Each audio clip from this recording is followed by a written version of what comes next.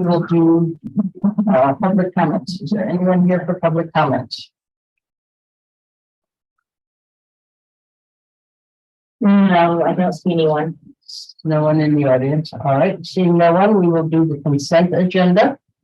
We have warrants PR 2318, AP 2336, AP 2336S, AP 2335 INS, AP 2335, AP 2535S, AP 2335D, AP 2337S, AP 2337.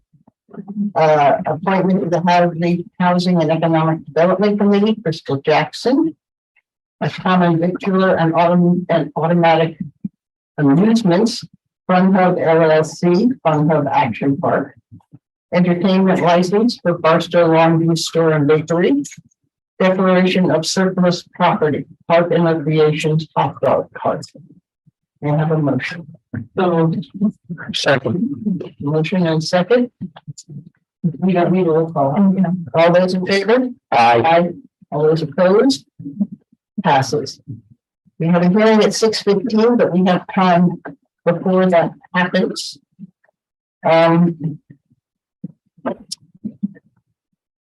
Is everyone here, Jack, in your group? I'm here and I don't know if other people are. All right, because you said you'd be later. All right, let's move down to the Callahan Wells propane project.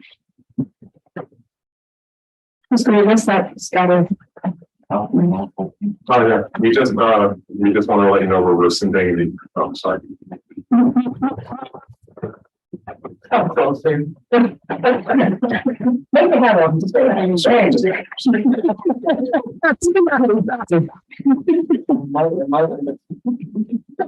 So you see the document submitted. It's just rescinding the state of emergency for the LP propane.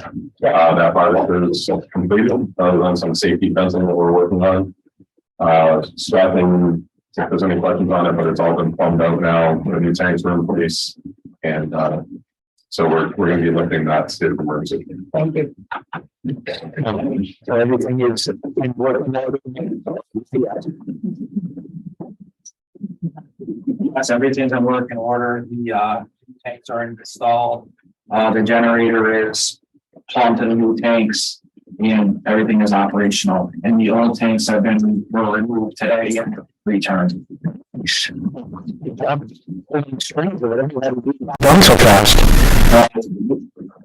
We kind of were in the motions of doing this, but just the way things happen, it just went faster. So we did have a little bit of, things in order, kind of, I guess, but just then, we pushed it along because of the piping issue. So, but it is up and operational. Maybe he should stay, we just do the DPW labor while it's in there.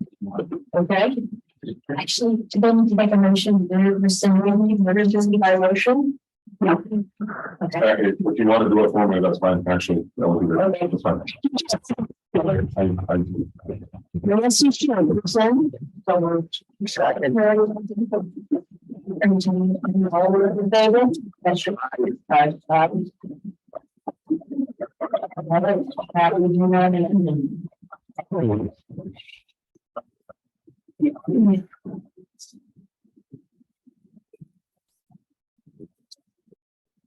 DPW. Labor assistant for climate. So currently we have a labor position open in the DPW, and we've been advertising it, and our applicant pool of what we're going to consider qualified for what we're looking for is at a very minimum level. We advertised multiple times in multiple areas. We're just not having luck filling that position.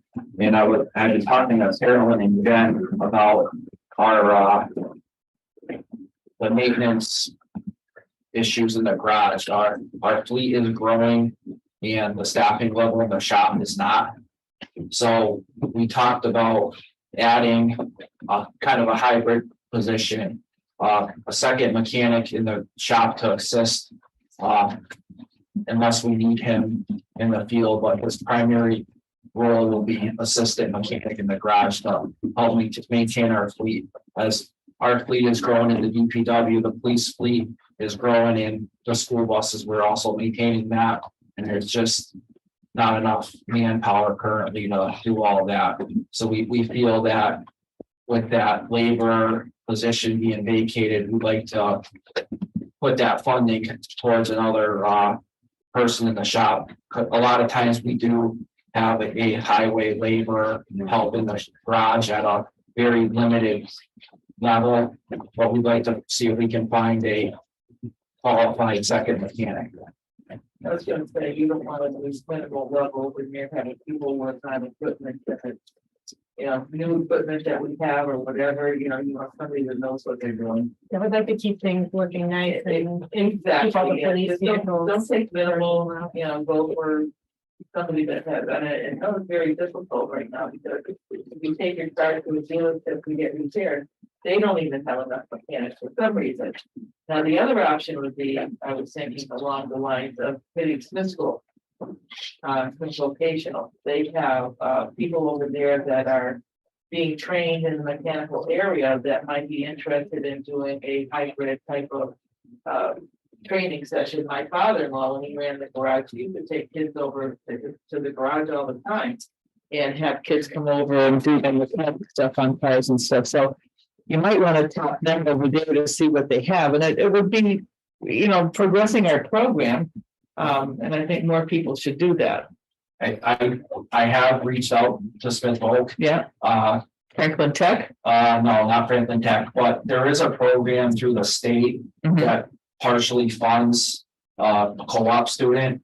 And we looked into this 18 months or so ago. Yeah. And we thought we had a student that was going to be available, and it didn't pan out. Right now, all their kids are out on co-op. They have no one available. So everybody snaps Yeah. them. Yeah, So we have looked down that road. Okay. I have been in contact with the tech schools, and the woman from the state did email out that we, you know, we're looking for someone throughout the whole area. Putnam Road, Yes, yeah. and then Franklin Tech too, you know, it's a good area Yeah, too to they make sure checked, it's found. tech, you know, there's no one available at the time, but we have explored that Yeah. option. Okay, For this position, we feel like instead of just hiring another laborer and then kind of bringing people in to just assist, and then you can know how to do better, to put more for the position to someone that actually can do the things and do. Mhm. all the Yeah. things. Yeah, why not? Looking for full time, right? So a co-op student wouldn't exactly fit. Well, they do. I mean, so I mean, it's at least it's something better than nothing. When we were looking at that, like I said, there's a program through the state that funds. It starts off with 4 weeks, and you can get an extension to eight-week program. The student makes it through the 8 weeks, they'll pay for the student to get a CDL and go through a lot more of the program. But we looked into it just because it's good for us to have somebody like that, and there's no cost to the town. But there was just no one available. There was somebody, then they changed their mind, they went somewhere else, and just the pool right now of kids there is very limited. Okay, well, I agree with you that it makes sense to hire somebody with mechanical abilities that you can throw out in the field work versus the other way around. I think you're gonna be better off that way. Okay, we're behind you. No, thank you. Go for it. Go, good luck. Motion to accept the position of assistant mechanic. Second. All those in favor? Aye. Unanimous. All right, it is 6:10. Right there. How about quickly? The child abuse awareness. Sure. Sure, I can do that. I can speak to that. I think I actually gave you all my form, but I'll go off script. So the Child Advocacy Center of Hampshire County is asking for the select board to declare April Child Abuse Awareness Month in Hadley. And they're also asking us to do a flag raising on April 7th with the local legislators, and I believe DA Sullivan, District Attorney Sullivan will be joining us as well. This is something that y'all approved last year. I believe Joyce, you read the proclamation, and Chief Mason is aware of this and he fully supports it. He just was unable to attend tonight to discuss it. So we did create a proclamation for y'all to vote on and offer. Amy. There's Sorry, a chair there's chairs up Oh, here. there is. And the proclamation is there. I would ask for y'all to take it under consideration and we would also need a select board member to present the proclamation at the flag raising on April 7th. It is either going to be 2 or 2:30. I can do that. Okay, so that is what we're requesting. There is a flag policy. Molly's not here today and I've done some research, but she and I still need to get together on that. But I felt comfortable bringing this to y'all since it was something that you had approved in the past. I do know that y'all are working on a flag policy though. I know that we approved it last year, so I'm gonna make a motion to accept setting a proclamation and declaring the month of April as Child Abuse Month. Awareness. Awareness. Awareness Month. Yes. Thank you. Discussion, distinction. I want to go home. Oh, Second. That's the old I have a days. second by Amy. What time we got a few cracks. That's all favor. All those in favor? I, Aye. Unanimous? Thank you. I'll let them know and let them know that you'll be there. And then the public is welcome to join for that flag raising event on the 7th in front of Town Hall at 2:30 in the afternoon. Thank you so much. All right.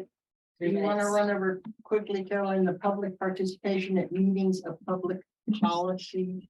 Sure. Policy. I'll see how quick I can be because you might have some There's questions. a chair up here, Mary, come on.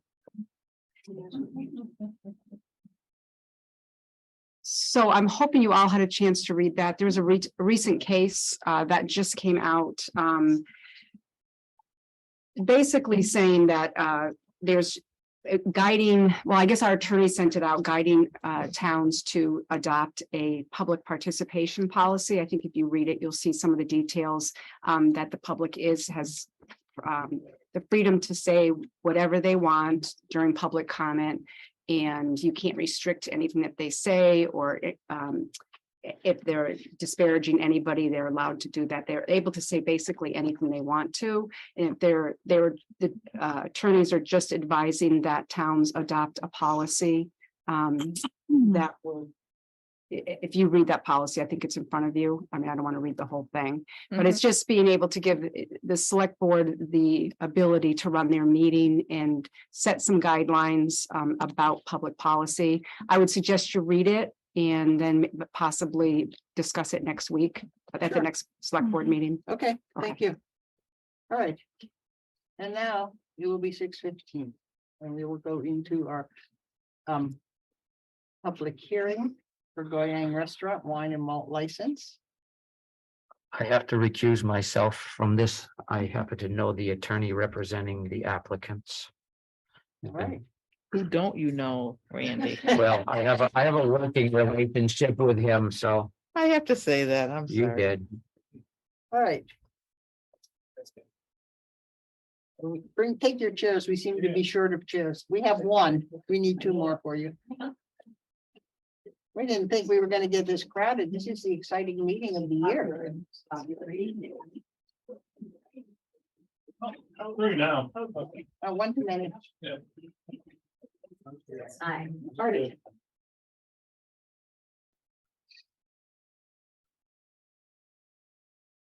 All right, and the microphone in front of the speaker, please. Who's speaking? Sorry. Okay, take that microphone. Introduce yourself, please. Nice to meet you. My name is Sungwon Kang, but they call me Simon. Hi, Simon. Hi. You want to tell us about your, Oh, actually, he's the owner of the restaurant. He's my brother-in-law. okay, I used to live in here more than 20-something years right now. I'm studying the UMass Amherst. And I got a job in another town right now. But my property in the Amherst right now. So, and then I invite him from the Korea. And he hasn't done right now, on site right now. But he needed to make a little bit more living right now, so, and also good service to the people. A lot of customer ask us. Where to get the license, when to get the license, something like that, so they want some of the Korean, some people right now, so. That's why I do apply, Okay, the license.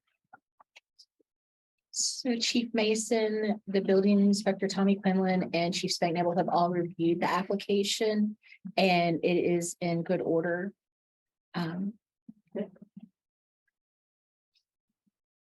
Sounds good to me. I'll make a motion. Any Any questions? questions or Anybody? comments from Mike the or audience? Tommy, have any questions on this restaurant? Tom, you turn it up, turn it up. Yes, Is this a full liquor license or wine and beer? Wine, Wine and beer. thank you, Carolyn, for asking. I'll make a motion to give a wine and malt liquor license to the Go Hang Restaurant. I'll second that. All right, Randy is recusing himself, so all those in favor? Aye, Aye. Thank you all. thank you. Thank you. All right, all right. Give the chairs back. Good luck. Yeah, that's good. Just like that. And now there's room for more people. Yay. Another mic for, Jennifer.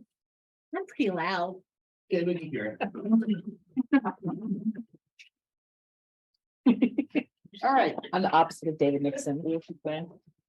Green Communities, welcome back. Jack, are you going to? Sure, absolutely. Hi, everyone. So tonight I'm joined virtually by Chris Mason from the Mass DOER, Mimi Kaplan from Pioneer Valley Planning Commission, and we have the Deputy Director for the state, Mass Department of Energy Resources, Mark Rubinski, who is all here. You may recall that a few years ago, Mark Rubinski, in his prior role with DOER, spoke at town meeting to help us with some of the zoning laws and the stretch code. So I'm here representing the Hadley Climate Change Committee as we present the Hadley Energy Reduction Plan to all of you. Over the last few years, members of the Climate Change Committee have been working on the 5 criteria required by the state to qualify for this grant of $130,000 to our town. We've worked with different Hadley boards and committees to make sure that zoning issues are being met and adjusting the stretch code in this town to make sure it meets the state goals. You should all have copies of the Hadley Energy Reduction Plan. Mimi did some adjustment last week and we sent the copies to you. It was group effort as energy source auditors came in to measure energy use of our town. And Mimi Kaplan and other people from PVPC helped write up this plan and put in all parts of our application to Mass DOER. To date, creating this plan has relied on people who want to see Hadley join the list of 290 cities and towns who are considered green communities. We are one of the 2 last communities in Hampshire County, but we hope that you will adopt these standards tonight. The money we get from the state will be managed by all of you, and members of the Climate Change Committee offer to help. The Hadley Energy Plan was attached and hopefully you have that. There are 5 criteria for the green communities. One is passing zoning laws, that's been done. Another has been offering an expedited application and permitting. That's been done. Criteria 4 was reviewing fuel efficient vehicles. Criteria 5 was stretch code. And criteria 3, which we're addressing tonight, is making sure that we have an energy reduction plan. So again, with lots of thanks to Mimi and other members of PVPC, they've done a pretty remarkable job in pulling this together. So they've looked at all municipal buildings, they've looked at light use. They have not looked at, I think last couple weeks ago, you had mentioned something about the water system or something. That's not part of this plan. That doesn't apply. But for other things, there are ways that they are predicting that we can save up to 20% on areas that they reviewed. Excellent. Always a good thing. And they're gonna give us money to do it. Well, I'll open it up to Mark, to Chris, to Mimi, if she's still here. Hopefully she is. Oh, hi, Chris. So, yeah, I guess you give us money to do this work? Sure, so when you become a green community, when you've met the 5 criteria, then there is can you hear well enough? Okay, yes, then there's a designation grant, which you have quite a bit of latitude on exactly how to spend that money, more latitude than competition grants. But following that, then you can follow up every year, you can go for a competitive grant. So not only is it this initial grant that you'll get, which will be able to help you address the items in your energy plan, but there'll be ongoing grants available. Yeah, thanks for mentioning that point. Up till now, well, and it depends what happens here. We haven't been able to apply for other green community grants. Hadley just hasn't been on that list. So where so many of our neighboring towns have been able to apply for lots of funds, Hadley hasn't. We don't have the key to the door. We haven't been allowed to do that.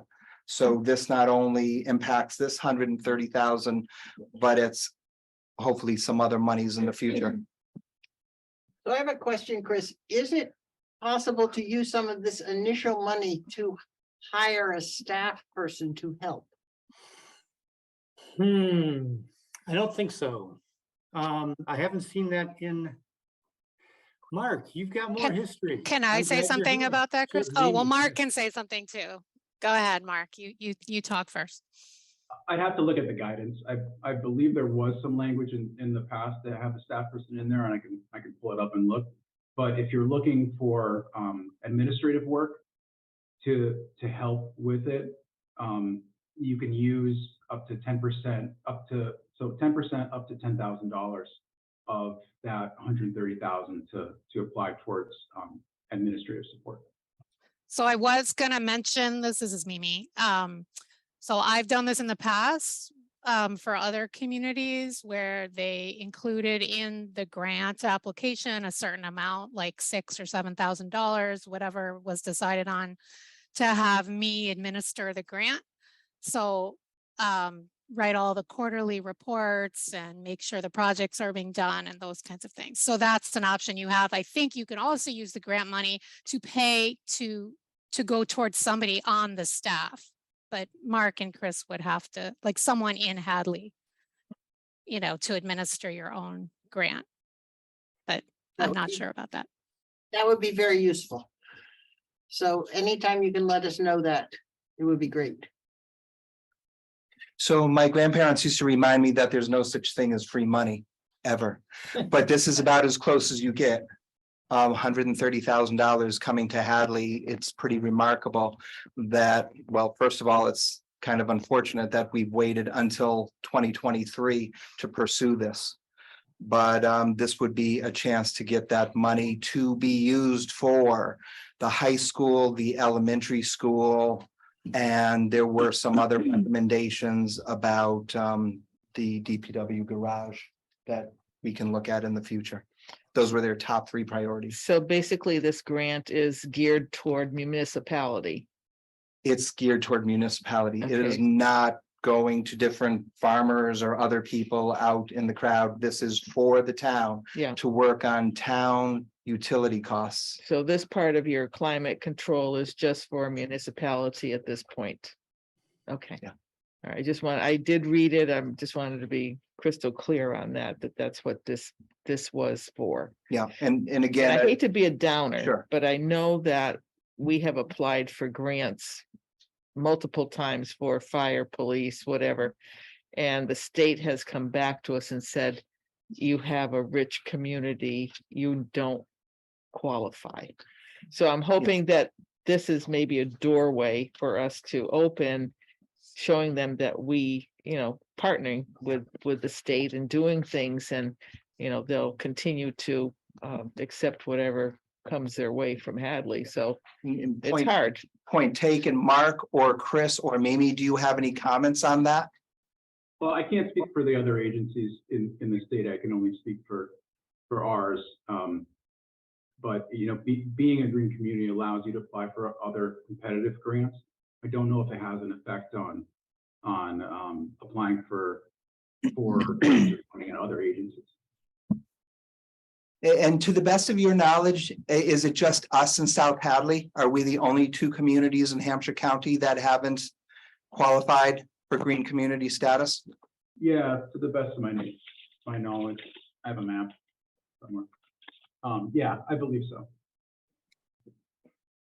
All right, are there any other questions from the select board?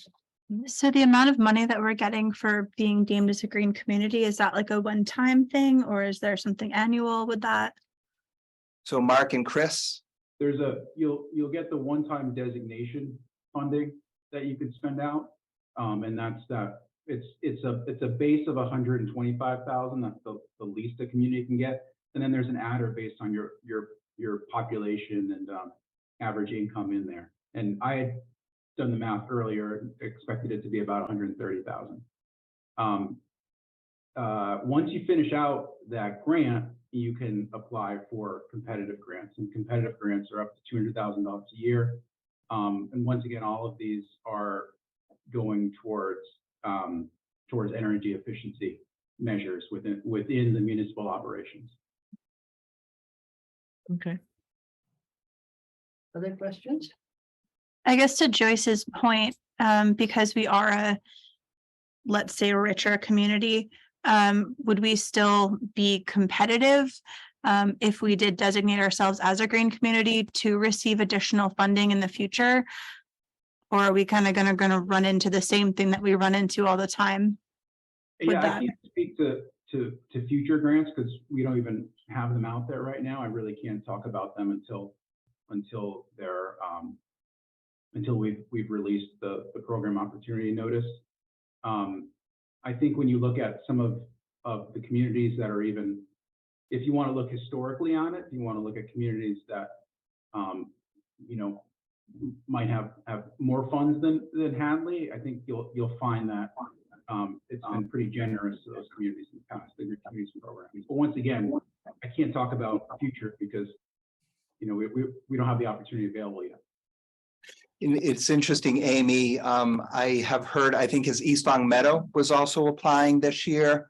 Maybe you would have insights into that, but you know, most of the communities have already applied. I think next year depends on how we qualify for different grants that are coming up. But there might be resources that we need that we qualify for. Okay. But this is our ticket in. Okay. I would add one piece more. The grant application, although as Mark says, we can't say what's going to be in a future one, but the traditional way of the DOER is looking at which grants will get funded or what projects will get funded has got a lot to do with the energy savings, not as much to do with the wealth of the community. So if you've got a good project to reduce greenhouse gas emissions, to reduce energy efficiency, that's going to speak strongly in any grant, I think, even going forward. That's the mission of the program. Joyce, did you catch that? I did. Yeah, so that's encouraging. Yes, absolutely. All right, any other conversation? May I have a motion? Oh, hang on, Amy wants to ask. Sorry, Amy. I just heard him say in number 4, that completion had to do with fuel efficiency vehicles. Is that gonna affect? That's already been accepted. That's been And addressed. my understanding was it doesn't affect us with the bigger vehicles such as. Not at all. There's a gross vehicle weight criteria. So for example, fire trucks, you're not looking for great fuel efficiency. It's just not going to happen. I just want to make sure it didn't change. Yeah. All right. That's good. May I have a motion? I'll make a motion to accept the municipal energy efficient reduction plan. May I have a second? Second. All those in favor? Aye. Aye. Thank you for all your work. Thank We you. appreciate it. Unanimous? It's a lot of work. Good Thank job, you. Climate Change Committee. Every one of you, good job. Thank you, folks, for helping us. All right, Thank you very much. thank you very much. And I think Jennifer will make sure that a letter is sent over to us affirming that this vote took place. So, thank you. That is correct. I got it. Okay, great. Night all. Have a good evening, everyone. Night. Thank you. Good night. All right, 100 Mill Valley Road. The select board will discuss the APR status of the property and the implications on permits. Did we get a definitive? Okay, so that's, yeah, that's me. Okay, Randy. So last week I spoke to somebody with APR, because the issue came up. Oh, hello, how are you? Regarding the fact that, that the farm is in APR and people were concerned that you were doing things that were inappropriate on APR land. So I talked to Tina Smith, and she said that she would look into it and talk to you. And she called me back today and said that everything that's happening on the farm is allowed under APR. So the food trucks and whatnot are not considered a problem on the farmland. So Mr. Jenks, what he's asking to do is fine as far as APR goes. All right. His license is not added because you didn't have the information, so I did not add his application on there, and that's just the process of how I was told to hold Right. until y'all heard from APR, so 2 it'll be on weeks. there on April 5th. All right. Budget priorities. So we didn't need anything else with Mr. No. Jenks? So the Did local, you have did he have any questions for us tonight?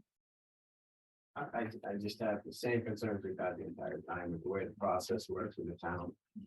Yeah, and I think that's one of the things that we are looking at, that we're all collaboratively working. When anybody issues a permit, that we're all on board with how that permit is issued, and everybody else has a chance to chime in on the whole picture. We just seem to be the only ones excluded from meetings and that type of thing. We weren't invited to tonight's meeting. I didn't know until 10:04 that we were even on the agenda. I don't know how that happens in this town. It continues to happen. When Randy says people are concerned about what we're doing, just wondering what people besides the people inside the town hall. I've heard nothing from anyone besides that. It's become almost offensive to us to operate in this town at this point. My food truck guy's gone to the town hall twice. Both times he's gone to the town hall to submit information to the Board of Health as requested. The first time he was accosted by Dee Dee, who works in the building inspector's office, who went up and down each side of him and told him that he'd never had a food truck in Hadley again, and we'd never had food trucks in Hadley, a whole bunch of other insults. The last time I'm all set. The last time he went was on the 8th, walked in on a Thursday morning, still no one in the Board of Health office. We walked into the tax lady's office to submit his paperwork. And then came a gentleman, big burly gentleman, swearing about our food truck, our farm, the lack of bathrooms, how incestuous that group is at the town hall is very, very disturbing. Turns out that was the assessor's office, who then an hour later, after saying that he was going to close the farm down, an hour later, I get an email that we are operating on APR land. Were we the only farm in Hadley that was looked at operating anything on an APR land? Has anyone looked at the APR maps?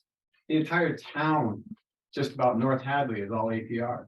Bet you can't drive up there and not find a farm operating a greenhouse, a shop, a barn, anything on that property. But yet we were the only ones looked at and threatened to have our license pulled. This is the end. I've gotten statements from our food truck driver, from the fellow who has no stake in the game. He's just trying to abide by what the town has requested him to do. Both times he goes in there and the assessor said, your fucking food truck won't be allowed on property.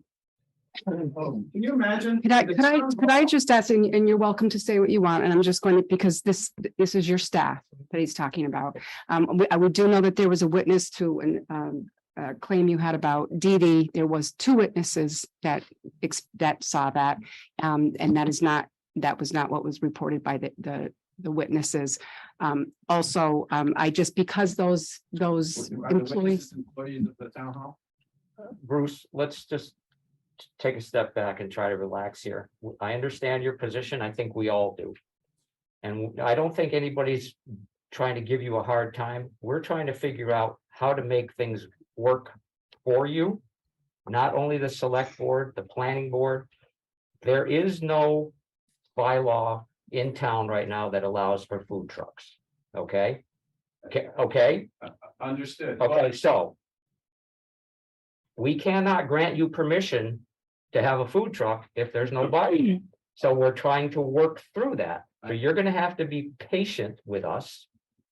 And we're trying to reach a common goal here. So. That's all I can say. We're doing the best we can. We can't just magically make it happen. We gotta follow the rules. And whether it's you or anybody else, you're all gonna get treated the same way. Well, I understand what you're saying and I respect what you're saying, but at the same time, you've had a food truck operating in the town of Hadley since 2003. So, you know, there's an ice cream stand on Lawrence Plain Road that cooks burgers and dogs inside their food truck. That is a food truck. It's operated since 2003. And that might be grandfathered in. We don't know that. That's something we have to look at. Every asparagus fest, everything that happens. I have a food truck that's operated in the town of Hadley. My food truck is operated in the town of Hadley at different events, to include the school, to include the town, to include just about every property in this town over the course of the last 12, 13 years. I never received any problem. I never got a problem driving my food truck and doing it, but it seems that this food truck that happens to be on our farm is the first one that we're starting to create policy for. And because it's omitted from the bylaws, means it's prohibited. That's how it was explained to me. That's correct. So anything that's omitted is prohibited, right? Right. That's Okay, correct. You got one operating in town. It's operated since 2003, and the rest of us that go to every single festival. The guy that cooks hot dogs for the school, those are all food trucks. Everything serves food. So I just don't understand how all of a sudden it's become, we are the single focus of every meeting. My licenses come late. I don't get emails. I don't get invited to meetings. It's up to you guys. You know, we are trying to do something good in that. We have families. We bring people to the farm to educate them on the farm, to show them what a farm is. It's not a dump. It's not cows up to their bellies and manure. It is a show place for people to understand what agriculture is. And what's happening in this town and what you people are doing to our opportunity to operate is ridiculous. We have to hire people for the summer. Jane, You know, we have to hire groups. We have to hire employees. I can't do any of that until I understand whether we are going to get an entertainment license. 2 farms were reviewed for the entertainment license. 2. Nobody else. Everybody else got their entertainment license. No problem. No one had to come in front of you. I've been here 2 years in a row in front of the select board. So a 3-piece instrumental group can play for free on our farm. Mr. Jenks, thank you, but we're gonna move on. Of course you are. But I think he should know that we will notify him when we are going to be speaking about this again. And, Thank you. you know, I think that that's only fair that if he's on the agenda, that we do notify him. Okay. And I'm hoping that there's some calendar on this poor food truck guy. Because this is his livelihood. He's not gonna hang Understood. around all summer waiting for a committee to meet, for a bylaw to get passed, for a town hall meeting, when food trucks are allowed all over town. So we will get that together Dan does have his hand raised, and I do think and say that again. Dan has had his hand raised. Yes, Dan. Yeah, I would like to say that I disagree with what Mr. Jenks is saying. And I believe there were witnesses to what was said. There was no profanity used. There was nothing directed at the food truck vendor. What he's saying right now is hearsay. It's secondhand information provided to him by somebody else. And I believe there were other people in the collector's office at that point that can verify what I'm saying. I'm happy to have the food truck guy come in and. All right, this is- testimony if that's what you'd like. I don't think And that's I important. would welcome that. I think what was heard at the town hall, what was said at the town hall, stays in the town hall. And Part of the problem with the town hall. we will put it on our next agenda so that you Yes, I would can. like it to be on the next agenda. All right, we will set that up to have that conversation. of That'll be those who the were first involved. Wednesday of April, Yes, the 5th, okay? all right. So you, for Mr. Jenks? I have his, I don't have the food trucks vendors information. I'll happily submit that to you. Thank you. Thank you, but we'll straighten it out. All right. Moving along, 5.2. Budget priorities. Local legislators are requesting input for local priorities for funding for the state budget.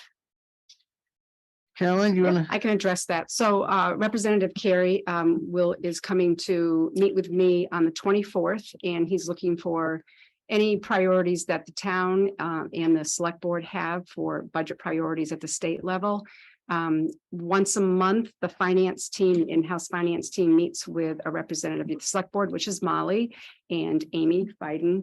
And we'll be meeting on Tuesday. So we'll be discussing that with Linda and Dan and Susan. That's the finance team along with Amy and Molly. But I wanted to ask if there was anything that you as a select board would like to have me talk with Representative Carey about.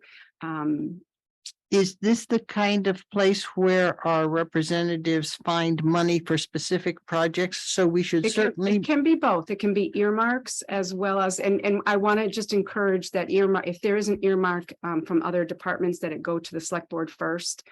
So that you know what the requests are and I can present those to, just because it's if it comes from a committee or another department without you knowing about it, we just want to make sure we have everything in place for the whole project and make sure all pieces are there to be able to move forward with it. Well, I know one of our big projects now is working with the DPW. And is there any way we could say, you know, you fund schools, you fund senior centers, you fund libraries. How about DPWs? Yeah, I know they're working towards a state level group that is similar to the group that, and I can't remember the name of it, that does the school buildings and something. Yeah. Anybody remember? You know, that group. Yeah. But another- anyways, Yeah. they are looking to do one for municipal buildings. So I will reinforce that. Yes. We want to push that. As well as I know Jennifer and I would like to see the procurement thresholds raised a little bit higher to meet the increased costs of everything. Yep. As well as I'm sure Annie is interested in how Chapter 70 is formulated. And I also think that municipal buildings for both maintenance and new construction. Yeah, Because, they don't do ongoing, they don't do things like maintenance. well, maintenance may not be the correct word to use to make it happen, but there are many towns in this state, because we're an old state, that have buildings that could perfectly well be fixed as opposed to torn down and build new. Well, So I'm their not fixing numbers are, Russell their School. number range. So let me I'll clarify that, the threshold for that is typically 50 to 200,000. Okay. So it's not, All right. they're not big, huge items, but I can let them know. That will reinforce the importance of having a group that is put together. So if you don't have any tonight to throw at me besides that, please email me before the 24th. I'd like them to support the safer grant for our town that we Yep, haven't been great. able to get for more firefighters. We are now we should be thinking we need a full-time fire department and. You know, it's getting harder and harder and other towns have been able to get. You know, some money from the state to do this so that we can have 24-hour coverage. And I think it's time that they supported Hadley. We're growing, Route 9's growing. We need to do this. Excellent. All right, Mike. So the legislative breakfast that you're attending, Yes. some of you next week, one of the legislative agenda items is that exactly what you just said. So the SBA program, they're looking to incorporate fire departments into that. So you'll be sitting with members of that bill that are looking to include fire departments, and certainly it would be a good discussion point to add W for that as well. That's one of our legislative priorities this year. Because there are a number of communities. It was a Jajuka Karen report that was done back in 1993 for fire departments and other municipal buildings, and I'd be happy to share that report with you. But at the time, one of the original buildings that was on that list in that study, one of them was Northampton Fire Department that had the oldest fire department in the state at 170 plus years. And a lot of the communities decided to take it upon themselves, thinking that funding would be coming to put money towards these projects and it ended up not happening. Hadley was actually in that report as well for our antiquated equipment for our fire trucks that no longer, you couldn't purchase parts for it. That was actually in that document, so you could actually see that history. We're pushing that document forward again, and we're hoping, and it would be a great time for you guys to step up and see if we could maybe add the DPWs to that as well. Sit me at that table. All right.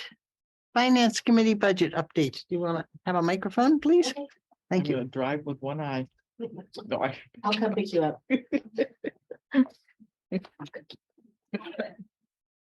Okay, so updates are, the basics that right now we got the budget book and we're 875,000 upside down where that's what we're going to use for free cash. So, we're going to go through it and there is a lot of concerns because we don't want to continue on this pace.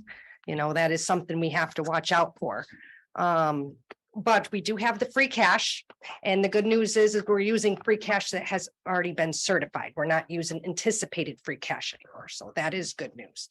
But it is still something that it is kind of high. Using 875,000 in that is high. Well, we're still trying to pick up from that year where we didn't have the taxes increase. And I think that we're about to come out of that. And until we do that, it's not fair to our departments to limit them because especially with the inflation that's going on right now. Well, that's another concern. So with the inflation that's going on right now, we've noticed that, especially like with DPW, we noticed a lot of their expenses have gone up a lot, such as sludge and things like that nature. Okay, so that's a problem. We're seeing and also we're seeing revenues with the cherry sheet that's coming back a little bit on the low side. So that came back 70,000 less. So, it is tight. It's very tight, and we want to look at, I'm just asking and looking to you like, they are new hires. Are we going to, they're all needed, but, we Can't do it all at we once. can't do it all. At once. And, all at once. and also, we want to fund OPEB. It's very important because we've been borrowing so much money to keep that AAA bond rating. But at the same time, can we do it all? And it's tough. And so if there's ideas from you or any guidance that you're asking us to, really look at, they're all important. So sometimes it's hard to figure out what's the priority. Okay, so when I look at my budget book, the select board and the finance group has presented a balanced budget. And yes, it uses free cash, but I think that was not done lightly. I think that they spent a lot of time and energy reviewing what would be best for the town, and they themselves have made choices there.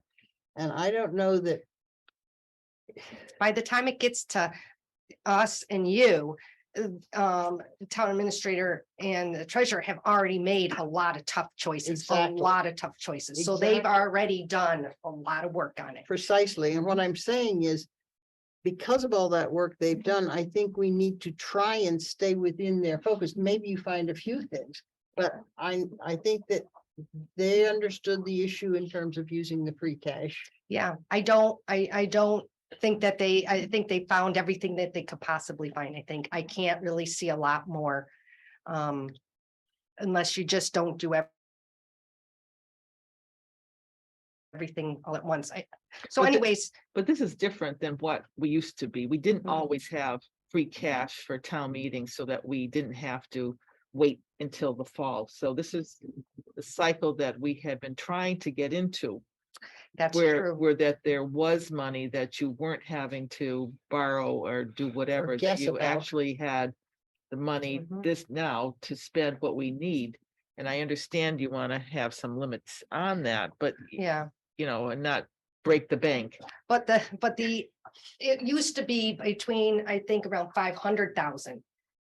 We just happen to have quite a bit because of what happened with the pandemic and all the revenues coming back. Mhm. That was a one time, it's most likely not going to be there next time. Hopefully that's true, and hopefully other places will, be coming up that can help that, but So- at this point, So right now, we're halfway through.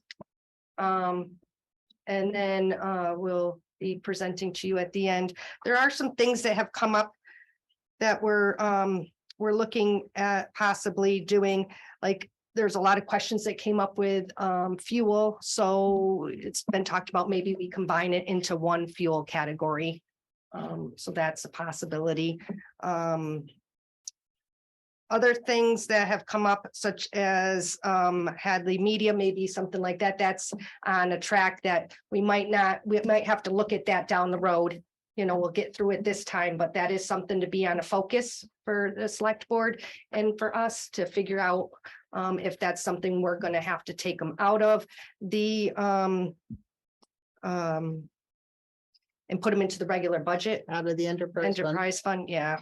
But Well, and that grant, that contract is due next spring. It's coming up. And that may have a whole difference in how they're choosing to fund people. So we're not sure what that's looking like either. Yeah, That's the unknown on the other side of that. If it stays the same, we know what it looks like. But because there is some indication that there's awareness of people not staying with cable and moving to other things, that pretty much anything that would come in would get taxed, if you will, in a certain way, so that money could come back to the Hadley Media. yeah, But it's an unknown. yeah, it's an at the unknown. moment. But this is just something that we're gonna start Right. working on right Right. away. Yeah, as soon Hadley as- Media is doing a great job. Yeah, as soon as the we're done with budget season, we'll start trying to be creative with that. Okay.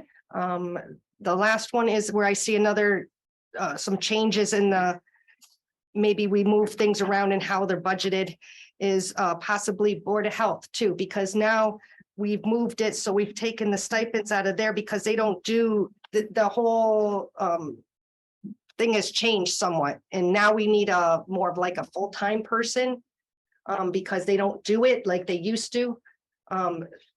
They don't, so instead of them doing the work, they hire someone, and obviously there's been a need for it to go a full-time, more of a full-time inspector. So it almost seems like we need a full-time inspector to be in the inspections office, similar to the building inspector, be into there. Well, yes, but so the inspector, building inspector and Board of Health inspector cannot also be the person who answers the phone, because inspections by definition is not sitting in your office. No, they have someone that's in the So they would inspections need office. somebody in addition, a staff person to be there under them, I basically. don't think so. Well, they have. They have someone part-timer now, yes, Peter. Can I just clarify? Yeah. Yes. You have Peter as doing admin, very minimal. You have Ben doing 18 hours a week, and it's moving him to a director position where he's doing inspections and all of the other things that go under Board of Health. I just wanted to clarify. Right, That's what and the that was. problem is that the state has made more and more requirements, unfunded mandates, if you will, of things that the town has to do and has to report that we are stuck with, or we're in liability issues. Well, what are the Board of Health elected officials doing now? I don't know, they didn't come to the policy board. Yeah, so my question is there, and I'm asking first this to later be discussed with the select board. It would be nice to move this whole Board of Health and just put a Board of Health inspector underneath the inspections department. You all are the commissioners for the water, you're the commissioners for the sewer. It would be nice if you could be the commissioners for the Board of Health, and then just make a worker be underneath the inspections office. It would Interesting idea. simplify things, Okay. but I think it's something that you would need to discuss on your level. So I'm just bringing it your attention to discuss. it. Okay, So good ideas. Okay, anything else? I think that's all my updates. Any questions? Sounds good, Amy. Thank you. Okay, Thank you very much. thanks. Good work, Amy. Thank you. Tough time of the year, All right. making those damn decisions. APR subdivision. Kronowski, Grulinski. Grolinski, thank you. Ron Hall from NDAR is here. Okay, And Taylor Arsenal as well. Taylor, I hope I said your last name right, but they're both here to explain what they're looking for from the select board. okay, thank you. Good evening, folks. Thank you for having us this evening and the opportunity to discuss with you our request for a modification on the existing Grulinski APR, which is located on Mountain Warner Road in Hadley. Joining me tonight is Taylor, who's virtually on screen, and also Christina Smith, who's in the audience, that is our stewardship planner for the local area, and Taylor is also our transfer coordinator for the APR. Just a quick background on the Grulinski project. This APR was originally executed and closed with Edward Grulinski and Diane in December 30th of 2010 on roughly 42.38 acres.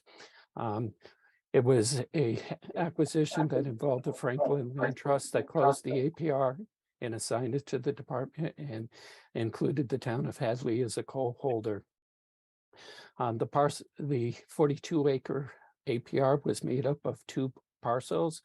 The first parcel is approximately 16.005 acres, and the second parcel was approximately 26.377 acres. Edward was looking and had transferred parcel 1 to his son David, who he was looking to plan for his future estate plans with it. However, in doing so, he had subdivided the APR, which involved department approval, in which we have guidance and policies on how that approval would be done. So subsequently, after the fact, Edward had come to the department to see if such an approval could be given after the fact. The department reviewed it with its policies and considered it to meet the standards and criteria for a subdivision, of which what would occur is a subdivision of parcel 1 would be transferred to David, who would continue to operate the farm as a vegetable, squash, and pumpkin and tobacco property, and parcel 2 would remain with Edward and Diane, who are currently renting the property to Plainville Farm, Walter Sikowski, for growing of tobacco and asparagus, and he's using the infrastructure on the property. The certificate of approval was approved by the department, and part of the approval involved that in doing so, that the approval of subdivision would be only granted to David Grulinski for parcel 1, and that both parcel 1 and parcel 2 would have to be updated to a current APR restriction document.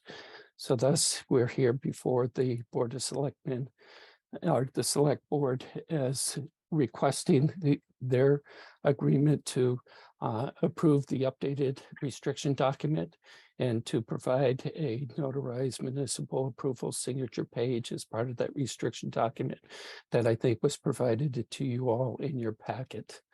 And if there's any questions, Taylor, Christine, or I can answer them. So basically, we're looking at a change of ownership, but something that's still going to stay in APR. Correct. Okay, I got it. Any other questions?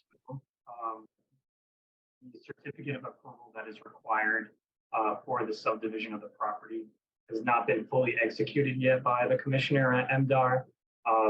The recommendation to move forward with the subdivision was signed, so that's sort of our process. We have our recommendation first, which we've just changed commissioners. However, our previous commissioner did approve that recommendation, and the idea is that we would now work through the APR documents in terms of the required signatures, and when everybody is sort of on board with that, the final APR documents along with the certificate of approval will be executed at the same time with the commissioner. So just wanted to clarify that. Thank you. Any questions? I'll make a motion to accept the APR change. Amy was making. Oh, I'm sorry. Go ahead, Amy. Oh, it's fine. You're quite more eloquent in your speech than I am. I don't think so. Go for it. Go for it, Amy, practice. I'd like to make a motion to approve the changes to the APR land as stated this evening. I'll second that.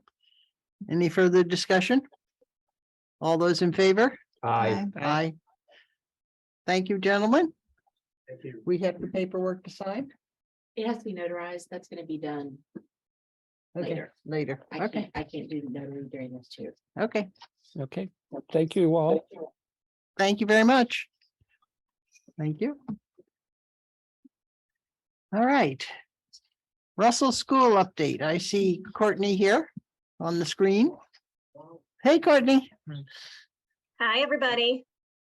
Carolyn Brennan, oh no, Carolyn Holstein is not here. So it's just Using each other. me. I don't want to be the administrator. So our committee wanted to give you an update on our progress over the past few weeks. So along with Carolyn Brennan, the fire chief, building inspector, and Gary Berg, Dan Regish and I met with the Architectural Heritage Foundation on March 9th for a tour of the Russell School. AHF offers real estate development. When a town is ready to give up ownership of a historical structure, they step in order to save it. Real estate consulting, helping communities move stuck projects forward. Also turning, quote, burden buildings into transformative projects while keeping the town's goals in mind. And preservation partnership, which is assisting in the project while others take or maintain the lead. We could use any of these services. The Russell School has become a, quote, burden building, but an important one that the residents feel worth saving. AHF feels that the structure was sturdy and well built during the tour that we had. They put together a scope of work for us to review, which Carolyn uploaded into the board documents today.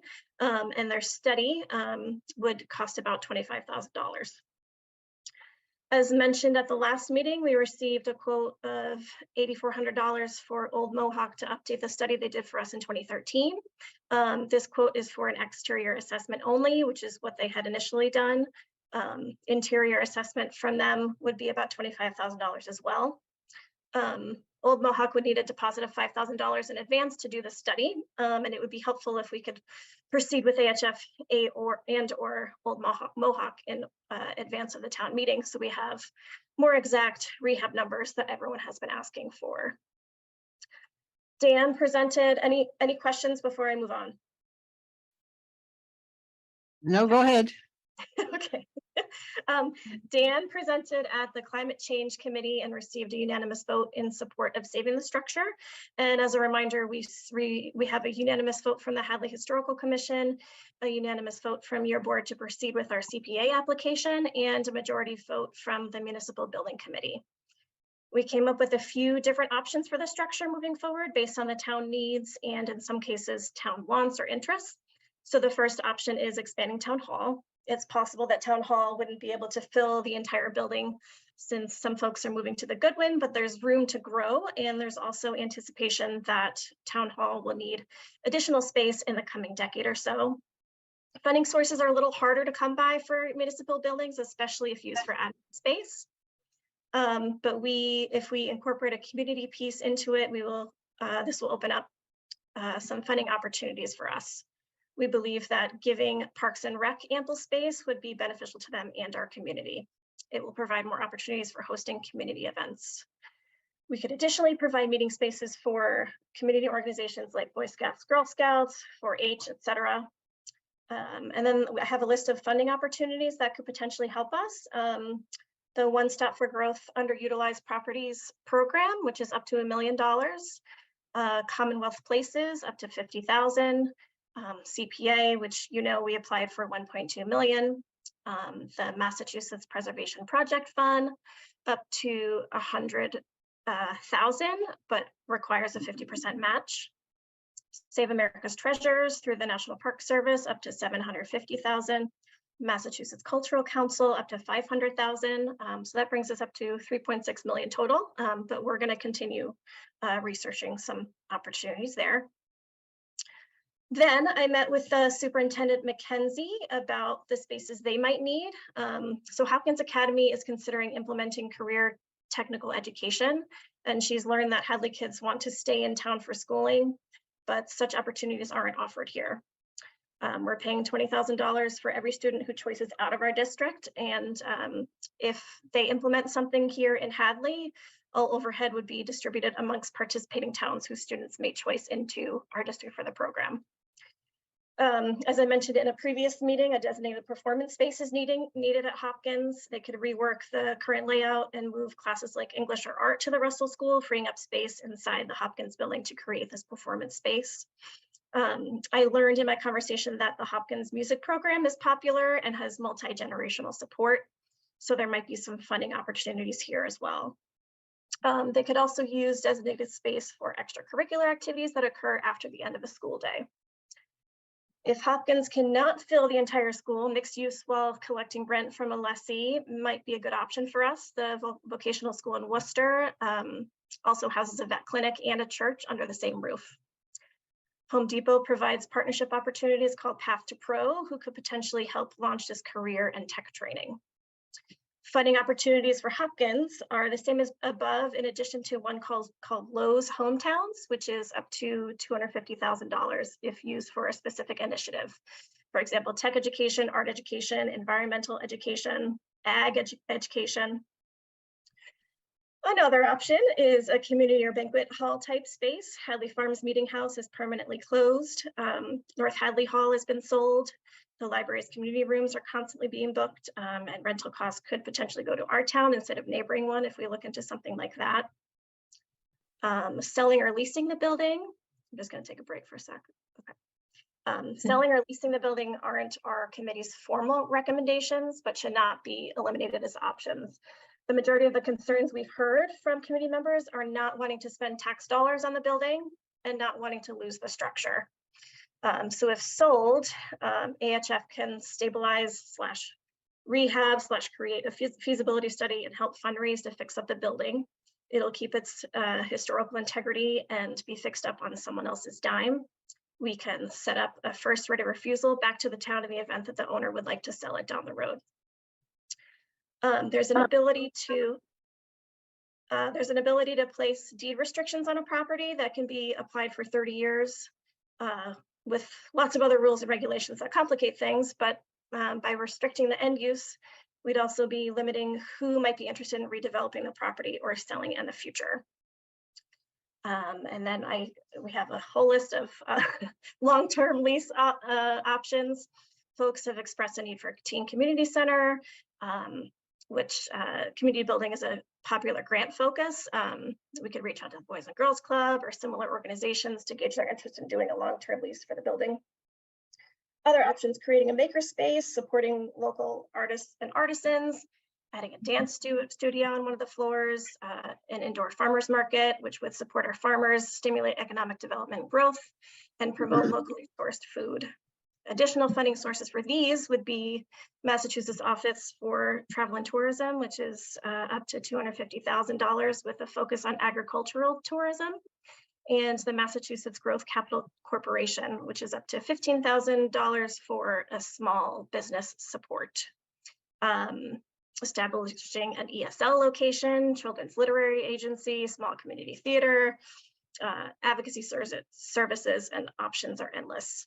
So the very last option here, we believe, should be demolition. Only 28% of the Hadley resident survey respondents were in strong support of demo and keeping the land, and 9% were in strong support of demo and selling the land. 57% and 84% respectively do not support demolition. So that's what I got. That's impressive. Very impressive. Thank you. Amy, do you want to add to that? Do you want to add anything? Oh, no, I can't. It was too perfect. All right, are there any questions? All right, one of the things you asked earlier was about getting a study funded before town meeting. I don't know that the question inevitably is what Amy was telling us, the money question. Yeah. Carolyn, You want to speak to that? Any? So any additional funds you'd have to go to town meeting. It's just, you can't spend money that hasn't been authorized, and the legislative body is the only one who can authorize those funds. So I don't know where it falls in with CPA with those additional. CPA still is 3750 in its administrative fund. It doesn't have 5,000. But I believe we could maybe authorize the 3750. But it's not 5,000. Are you sure you can do that, Mary? That's not administrative. It's following up on. Do you want to have a microphone? And she's next on the agenda anyway. That's fine, then you can stay there. She's soft spoken. No, Jennifer. Hi, Mary. How are you? My understanding is the CPA funds the administrative fund can be used to hire an attorney to look at a project or to do a study for a project, a small one, not, big study, but just to verify things. But I would take input on that. I mean, it's easy enough to find out. All you have to do is call the people at the state level that run the CPA program, and they'll tell you whether you can use it or not.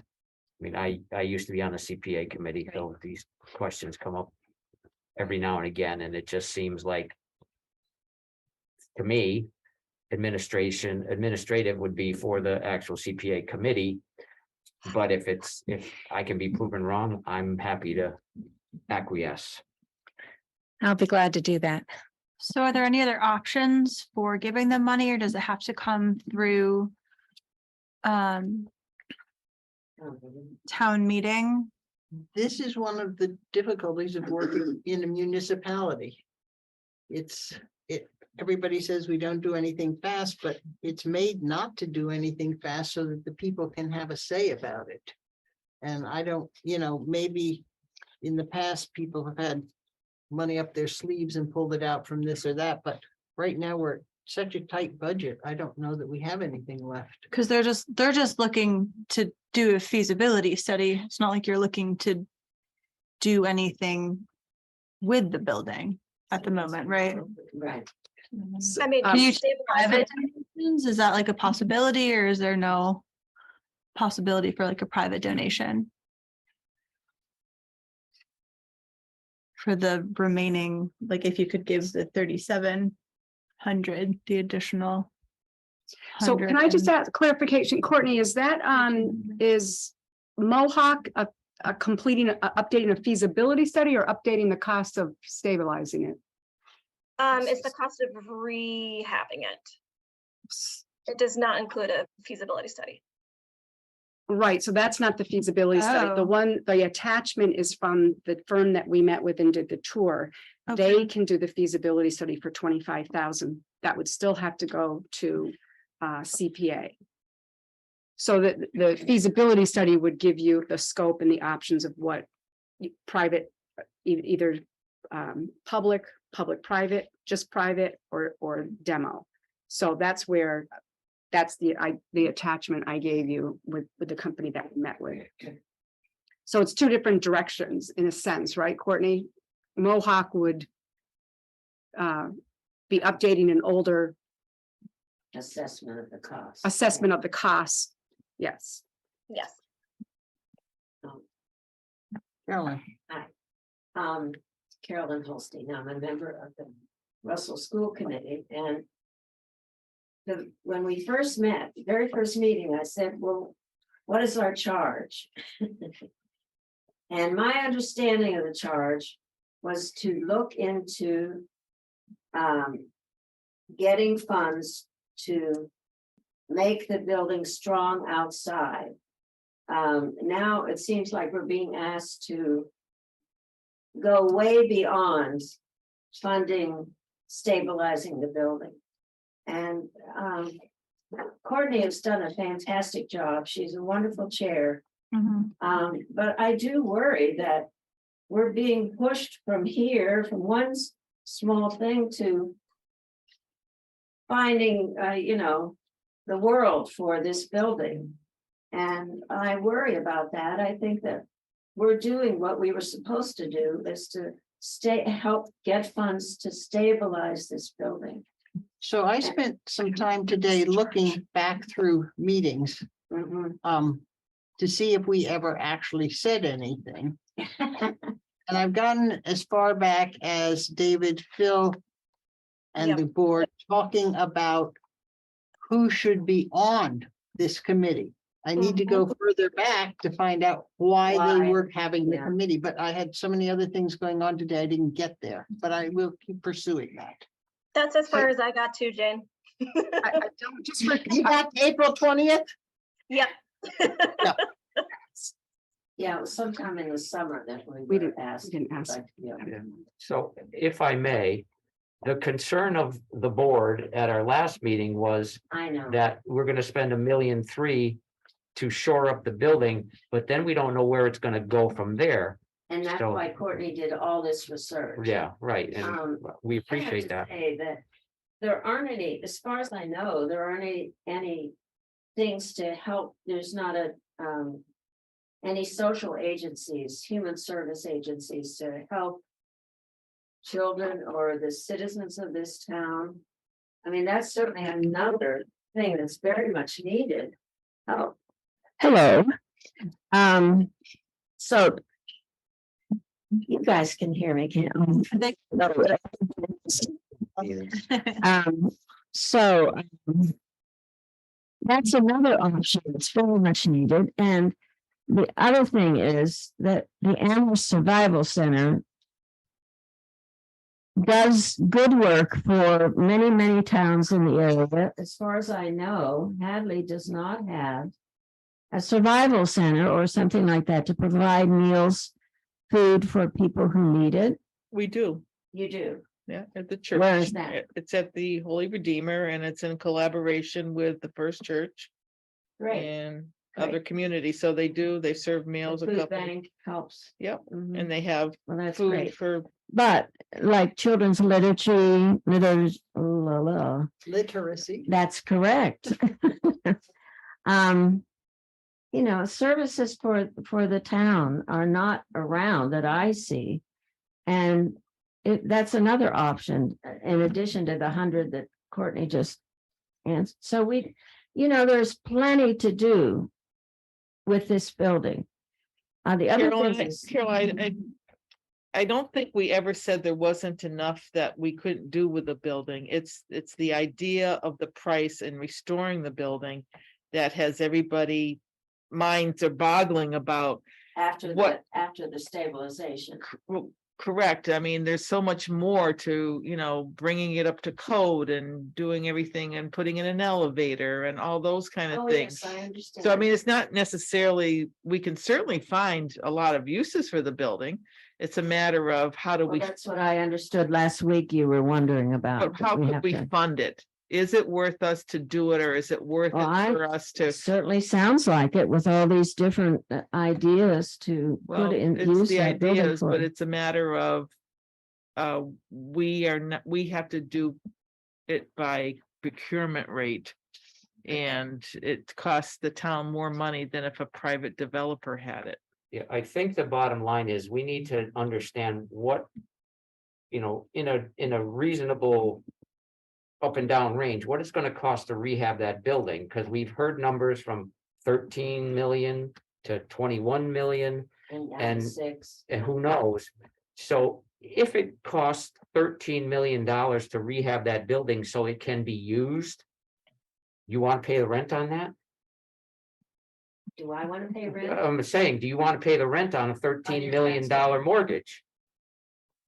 That's I'd be our willing point. To have our taxes support Well, that. they're gonna go way up to support that. And I guess, So I mean, at the end of the day, Just a reminder, I listed all of those funding opportunities. yeah, I heard everything you said. It's just still, there's a huge disparity between what the numbers you said and what we might need, and we need to know what we need in order to make. Yeah, so that's what we're asking for. We need the $25,000 to do the study. Mhm. Yeah, So they can't give us an answer until we give them money to get the answers that they need. So they're kind of set up to fail at the moment because we're asking them to give us how much it's going to cost, and they can't get that information unless they get money to get it. Catch 22, isn't it? Yes, So And it money was- appropriated at town meeting. right. That's the problem. Okay. Yeah. Or you ask for the study money first and then have the study done and then ask for going forward, depending on the study. Is another way. There is a problem with this building in that the roof is leaking right now and it's going through the attic down into the classrooms. And so whether town meeting would want to, or CPA want to appropriate money to fix the roof until we get going on other parts of the restoration. Well, it sounds to me like from the proposal that Carolyn has put up here, in an ideal world, the Springtown meeting could vote to do this feasibility study. And then we take it to the fall town meeting and have the information we need to actually vote on what the residents want to do with the building. So Springtown meeting, we can put it up to a vote to allocate the necessary funds to get the feasibility study. And then have the information necessary after that, and then for the next steps, bring it to fall town meeting. So, and to clarify, yes, and that's the direction. There would be, we've been discussing this, my assumption is that request would go to CPA because we don't have the free cash to be funding something like this. And I think that that would be, I would say up to CPA to make that decision, that whether that's something that the CPA would support or not. So is that the kind of thing that CPA will fund, a feasibility study for a building? We prefer that there's a good plan in place for projects that are Okay, brought before yeah, the CPA, and oftentimes there is a study first, and then the, we don't want to have just study after study, but the study to What get about the good repair of the figures. roof? Yeah. For no leaks right now. Well, So they Yeah. can't come up with a plan though until they have a feasibility study done. They can ask the Russell School Committee, who again has done a tremendous amount of work. They can ask for money for the roof. And again, it's the CPA wants to look at, does this fall under the state and town bylaws for the CPA, and is it a good fit for Hadley? But we're not the ones that make the final decision. Obviously, it's a town meeting. So, we're not, we want to answer those questions, and then if we recommend it, then it goes to town meeting. Well, if So you're they look- can ask. And if you're looking at the total picture, you're looking at whether or not to repair that roof, which certainly does, because it's just causing more damage right now by not repairing it. So whether or not we keep it or sell it, it still needs to be somehow repaired so that it's in some type of fair condition if you do go to sell it, or we want to make sure if we're going to use it, that at least that part is done so that we can go forward with refurbishing. So I mean, it's a catch-22 on doing the roof for two different reasons, that it would need to get done. And, please keep in mind that any historic repairs using CPA need to follow the Secretary of Interior standards, which there's a list on the website under CPA. And Okay. it should be repairing when possible. Like you have to replace using same materials or like materials. So it does limit what might be what the roof might be replaced with. And that has to be something that makes sense It's a also. metal roof, isn't it, Tommy? No. Slate. Slate. Yeah, Everybody knows the answer to that. there we go. Who would be disinclined to allocate money, allocate CPA funds if the end goal was to sell it to somebody else and not for town use, right? Oftentimes if CPA is used on a building, there's some kind of restriction that, So even if we sold it, we would still apply certain historical restrictions to the building. yeah, but It's in could. the historic district. But that's more than just the CPA saying. Yeah, CPA funds qualified could at still that be point, used if it was a private building. If it was in private ownership, CPA funds could be used because of the historical nature of it I mean, it's no different than the First Church. Yeah. Right? Money could be used for it because it is an historic building in this town. And Right, but the oftentimes, first if it church isn't is, Private. Well, yeah, So if it it's is. sold, it's private. It's private. Yeah. It's not a town-owned building. It's not a town-owned building. and oftentimes there'll be a restriction put on or a clause that if it's sold, that money's repaid because it helps add value to the building. But in this case, it's a town-owned building. Okay, Susan, I think the problem we run into when the restrictions put on. After spending this amount of money, the restrictions put on, it so significantly reduces the sale price. In East Hampton, they sold the Parsons School, I think, for $20,000. To a developer who put condos in there. So it was used, but again, it significantly reduces the sale price. I think the North Hadley Church, no, I'm sorry, the community hall. An historical restriction was put upon it. And it was sold for 300,000, so. North Hadley Village Hall. 70,000. Oh, 70. Yeah. I said I was gonna say, wow, let's spend that money. So I think that we could probably talk all night on this. I know it's a really emotional subject for a lot of people, but I think really what the Russell School Committee is looking for is something concrete that they can go off of walking out the door today. That's all. So does the select board want to open the warrant and put on a request for $25,000 to do a feasibility study for? I think what we've suggested that they would go to CPA They to go to ask for that. CPA for that. They already have an article for CPA money, Okay. so we don't need to do But that. what, it's not for feasibility, guys, don't try to change it. They have a application that has not been voted on to recommend or not yet. We're meeting on the 27th. You basically have a placer, right? Mhm, right, placeholder, yeah. Placeholder Right. on the warrant, so the article can be written as it needs to be. Is that helpful? Yes. Okay. Oh, all right. I want to say. Yes, go ahead. I know that the DPW. I get handed this to repair the roof. Oh, no. and They won't. I No, wasn't sure you wanted- They won't. no, they're not getting it. No, it's bigger than they can do. Okay, If just wanted to. if they could do it, it would have been done. Yeah, yeah, it's not, no. So what about, that seems like a separate thing, can that go ahead and be done? So How are we gonna pay for it? I don't know. No, we can't. That's the issue. That- That's the municipality tortoise that goes slow.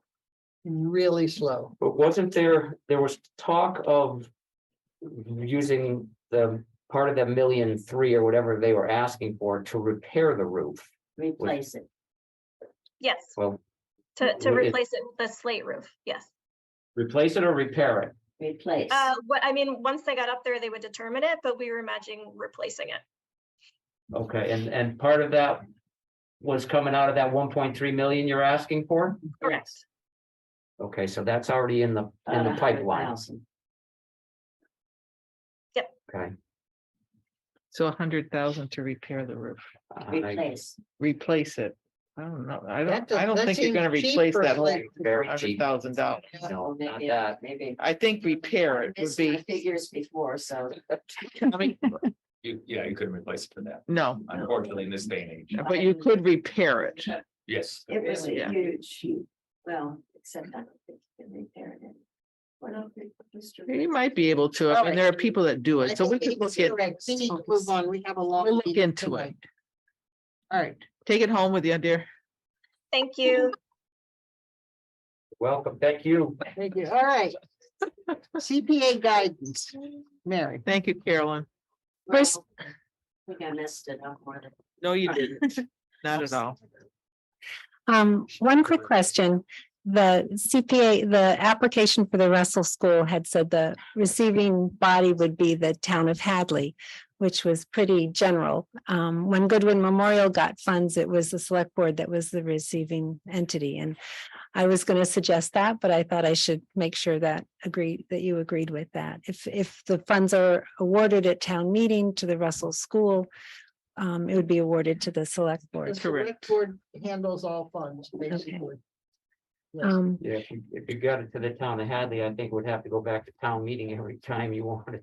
Right. If you want to put my name on the check, that would be fine. Thank you. Unless you want to just make it at me. We just reimburse expenses. We don't, right?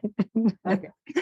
And then I just wanted to put a little, the CPA funds kind of in perspective a little bit, because I thought maybe that would be helpful. Yes, thank you. We currently have available for projects 1.2 million. If it's a housing project, there's another 258,000 on top of that because of the set asides. And then there is another 500,000 that the CPA committee tries to keep in reserve. So that as of January 31st are the figures. The town's contribution is right now about 300,000 a year, and that's through the 3% real estate surcharge. And then we have a state match. The state has been generous the last 2 years. It was 93% this year and 100% last year. The 5 years before that, it ranged from 36% to 68%. Two things in the last 2 years that make them stand out is the state match is funded by fees at the Registry of Deeds. If somebody is going to refinance or buys or sells and has to put documents at the Registry of Deeds, they pay, it used to be $25 and it jumped to $50 fee. So that supplies the state match. The state also put in an extra 10 million this year and 20 million the year before because they had extra funds. The Registry of Deeds this year is off 34% in the fees collected because nobody's running to refinance these days and there's less real estate sales. So we'll see what the match is coming up. What time of year do they do that match? They do it in November and sometimes they have a second one. If the 3% towns are usually the ones that are in the second one.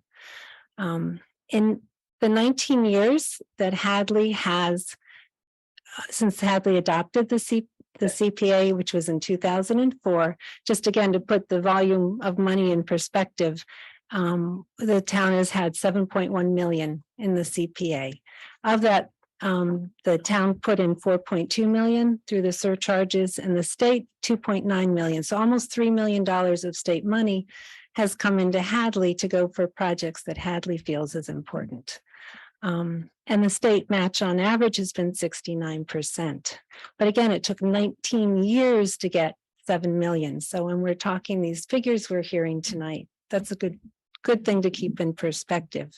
We've done wonderful things. The town has with that the 7.1 million, 1,400 acres have been conserved. Farmland has been conserved, which is 9% of the town. All 5 cemetery stones and fences have been repaired or fences replaced. Lake Warner Dam was fixed. The Hopkins Fields had major work done and still are. Zaturka Park has been reworked. Golden Court has had about 300,000 put into it over the years. A lot of historic buildings have had work done and historic objects so that they can be preserved for the future. There is a way to get more CPA funding through bonding. We bonded for the first time, or we approved bonding for the first time for the Hopkins Fields last year, the 750,000.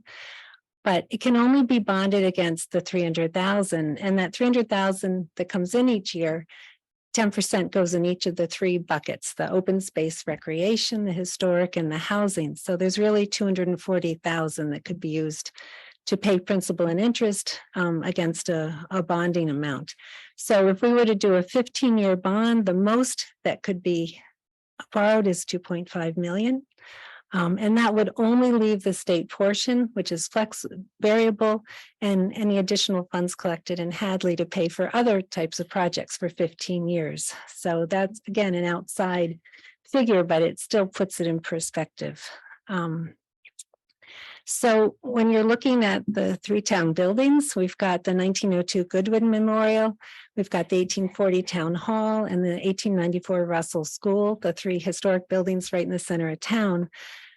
I've heard at the last select board, it was suggested the Goodwin Memorial might need another 1.7 million on top of the work that's about to go out to bid to really make it usable. And town hall, I haven't heard figures, but there's talk of perhaps of CPA funds being used to repair, replace siding or windows. So there's an expense there. And then the Russell School to stabilize it has been, the 1.2 million. And then we've heard many million more than that to make it usable. So just my point with all of this is the CPA funds are wonderful and the Russell School Committee has done so much work, but the CPA funds cannot be the only thing relied on to take care. If the town wants to take care of all three of these buildings, there's just not the depth there and the money there to do what's needed. There's a lot there, but it's not everything that's needed that's being talked about. So people can keep that into in perspective. Okay. That was very useful. Thank you. You're welcome. And I think you may need to say that again at town meeting. That would be fine. Thank you, Mary. Thank you. You're welcome. All right, moving along, 5.9 conservation agent.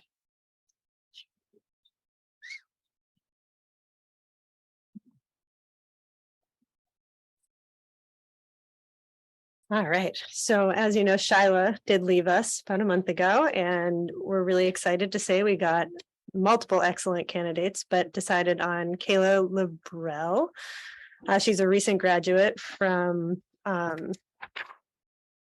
does she go? Wesleyan, in environmental studies, urban studies, with a minor in engineering and applied sciences. She's done a lot of work with conservation already, and she's really excited to join the team.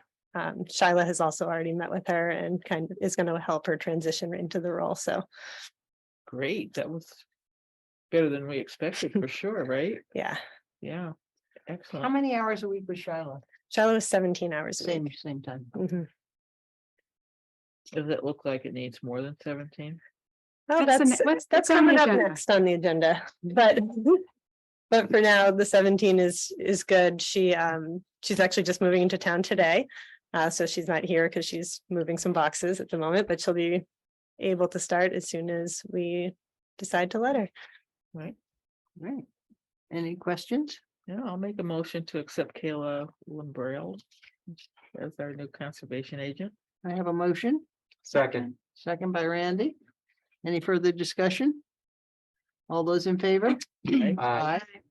Do you have a starting suggestion we should vote on tomorrow, for instance? Tomorrow? Tomorrow?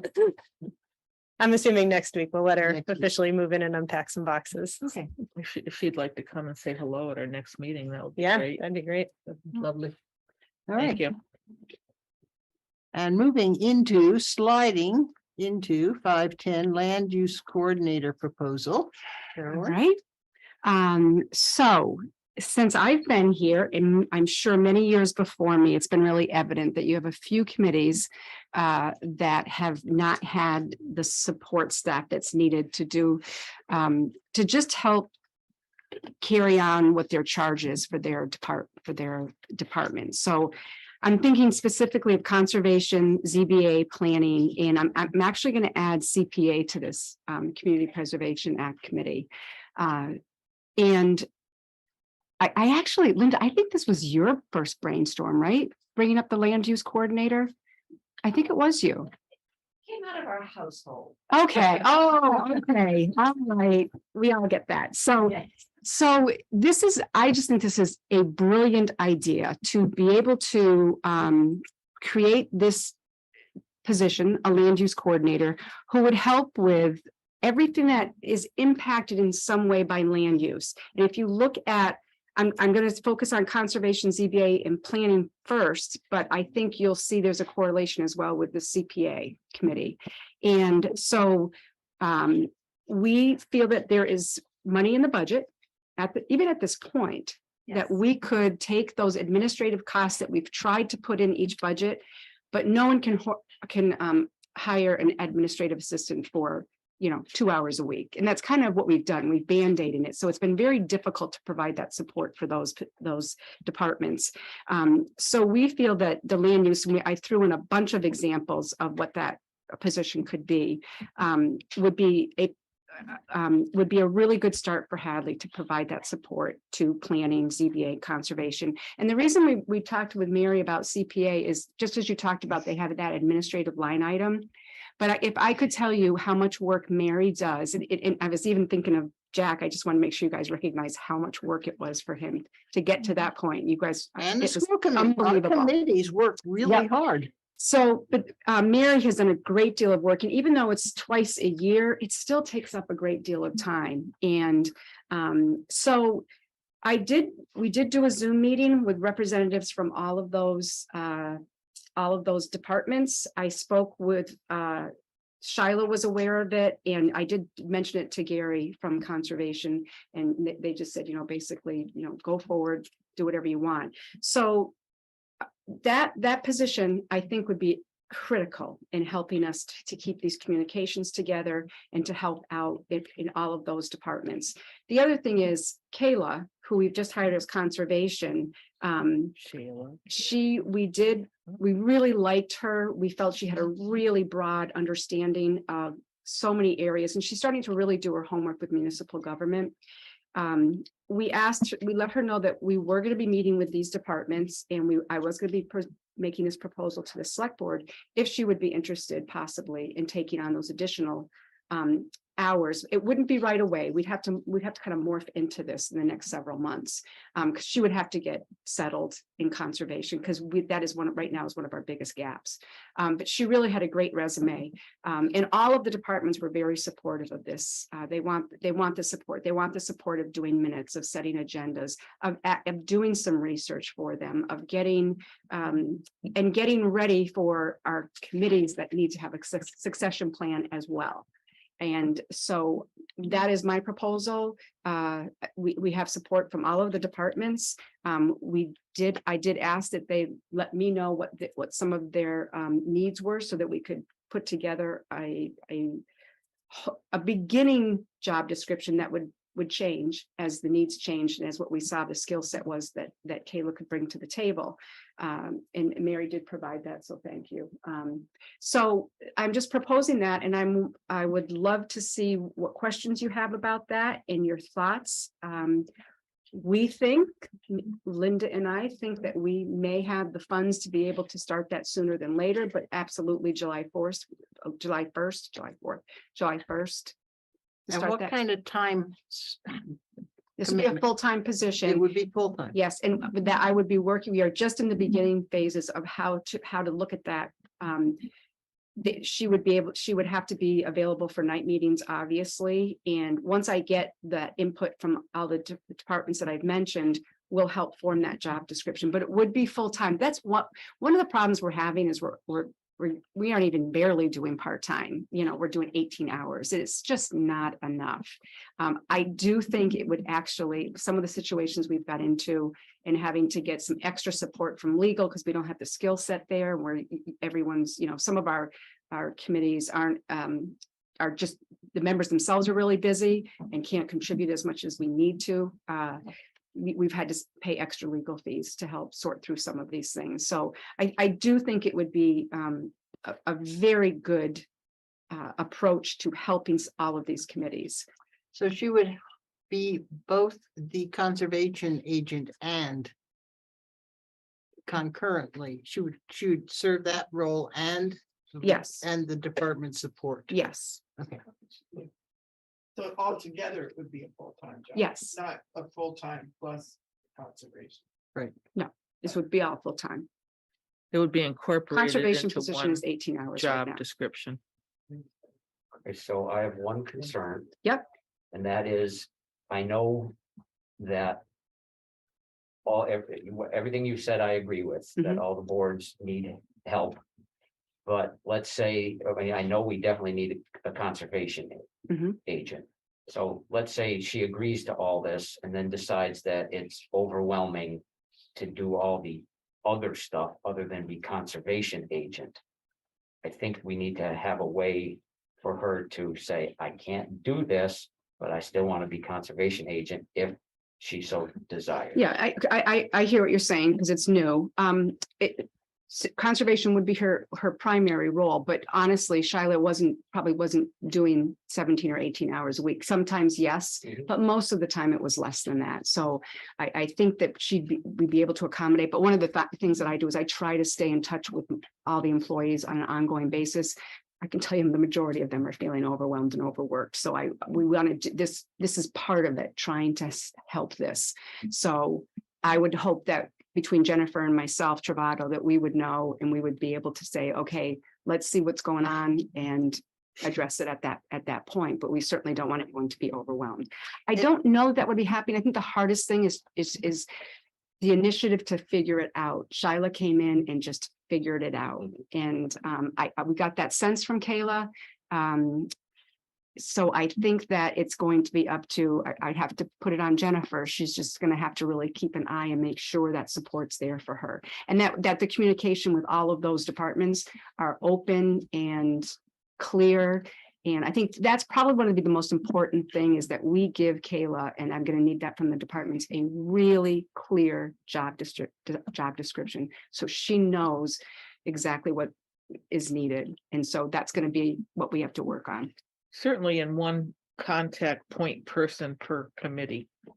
Instead of everybody barging and, calling and whatever. I think you always have to have that one person from each committee. Yes, agreed. Going through them to her, which makes it a little bit easier for one person, one-on-one with each department. Right, and a lot of these projects are dealing with a lot of these committees, so having one central person that can answer emails and will check a voicemail, I think will be really helpful for these committees, so that the committee members who are at their own day jobs aren't trying to also coordinate all of that. It's one of the biggest frustrations, I would say, from residents and businesses, is to get an answering machine or no one responding to emails. And right now, conservation's been it's very, very difficult. We have builders that can't move forward because it's just not, phones aren't being answered and emails aren't being returned.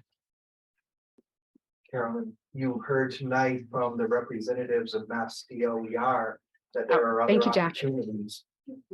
That was the other one. We qualified for, Yeah. well, hopefully soon. Yep. We'll have the application in and we'll be qualified for green community status. Now we can apply for these other grants that we didn't have the opportunity to apply for other years. Yep. Yeah, and I thought about why we're talking when we talked earlier today, and thank you for bringing that up. I forgot. Sounds good. All right, so you want a motion that we approve this, so you should move forward? Yeah, that'd be great. All right. So moved. Second. Motion by Amy, second by Joyce. Further discussion? All those in favor? Aye. Aye. Unanimous. Great, thank you. I think I'm excited. I'm excited. Hallelujah. Break out the song. All right, resignation from Park and Recreation Director. Motion to accept his resignation with regret. Second. All those in favor? Aye.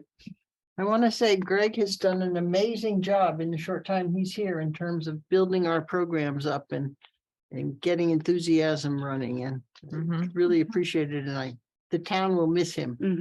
Thank you, Greg. Yeah, he did move up his resignation date. So we may need his help long distance with a little bit of a transition, because that's much sooner than we thought it was going to be. We do have a good handful of applicants already for his position. Wow. And I'm hoping to move quickly because he's setting us up for success and making a lot of checklists and a lot of good stuff for us. So hopefully we can maybe have a little overlap, even just remotely. That's neat. Great. Make sure whoever it is has a John. Yeah, I don't know if you guys know, but we had a little mascot in Johnny? town hall forever. His son John. Leave him. Just maybe he can leave John. We could just close that. To Director of Park and Rec, please. Yes. I was thinking of something else. I'm a nurse. All right, Johnny, what are we- moving right along. We still have a ways to go, folks. Jennifer, copier and lease Backside open. agreement. Carolyn Brennan is actually going to address. Carolyn I'm Brennan. so excited about This is the fundraising part of the program. Yes, this is where we save some money. So yes, in fact, we did find out that leasing is significantly cheaper than each department buying most importantly, buying toner. So I just want to thank all of the departments. I think they were a little nervous that I was going to make them do something, and once we reassured them that some collectors can't be replaced. The fast pay, at some point, she's printing 6,000, and the printers that we have right now that we're going to be using, it would probably take 3 days to do that. So we are uniquely addressing each need in each department, but it looks like, so just so you know, what we are spending on toner between several departments was $4,950 a year. And $9,475. oh, yes, you're right. I read that wrong. This is her chart. Well, just Toner cost. Yeah, so either way, we are saving. I think that it was about 3,000 that it's going to cost to rent copy machines, and we had two different models. One, was a little bit more robust and had color, and the other was and everyone was really good about what they felt they needed. If they didn't feel like they needed color, they didn't get color. So we're just I'm just thrilled, and I just again thank you to all of the departments who cooperated with that. So I would just like your approval that you're okay with us moving forward and signing with Aztec to do this lease Save agreement money. to save money. Yeah. Mhm. Well, let's think about that. Let's, we want to do that. I didn't even think that needed to come to us. I think that's an administrative decision, what you feel you need for town hall and in the budget. Okay, but I wanted to let you know. Departments. Well, I know, but I think And it's one of my goals, that was one of my goals. Yeah, And that okay. is, So you're reporting on it. micromanaging Yep. you, take Okay. it. Good. It's good to know. Yeah. It's a no thing. It's a no thing. well, I hear you. I think you're okay with it. Okay, yep, we're good with it. Go with that. All right. It's the select board is seeking nominations for the annual town report dedication and the Fred Oakley Award. What date would we like them by? If we could say, the last meeting in April, which is April 21st, 5 + 14, 19th. 19th, April 19th. If they could email it to info@hadleyma.org. Any nominations for the Fred Oakley and the annual report would be great. By April 19th, well done, Jane, the math. Thank Great you. math. All right. Any other items not anticipated, not that I'm aware of? Town administrators report, anything quickly for us? Real quick, you know, we had declared a state of emergency. We still have one road that has many trees down. Scott, how many trees were you thinking that on Old Mountain Road? There's probably 1,000. Yeah, you saw the pictures. Thank you to Scott. They did a lot of work yesterday and today. And to Chief Spank Naval and Evan did door to door to making sure everybody was okay on that street. So that's in place. We are setting up with the new business council to meet with Mass DOT and Baltazar so they can have a sit down and say what's happening with the Route 9 widening project. We haven't set a date yet. We had a very good meeting with Mass DOT, Senator Comerford, and Randy was present. Jane was present for the Hawk Signal to plan a meeting for the public to come and be able to express any concerns, but also I think most importantly is to show what we have done in the meantime. Yes.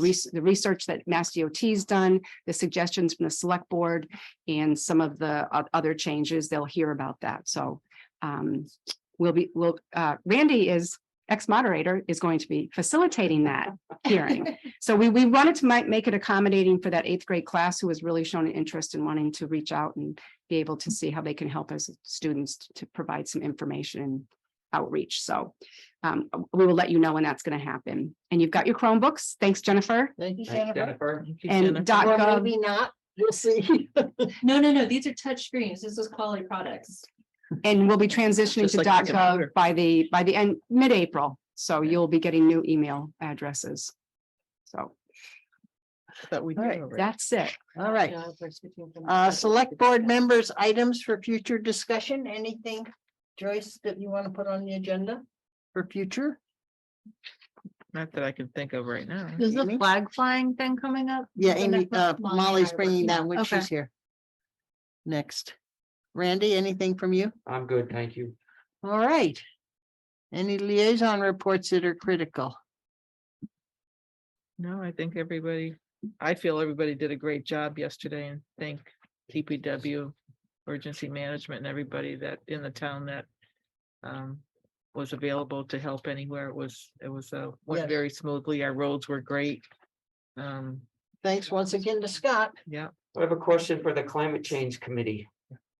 What's gonna happen on Saturday when the ground's covered with snow and it's cleanup day? We're confident these next few days, there'll be some melting going on.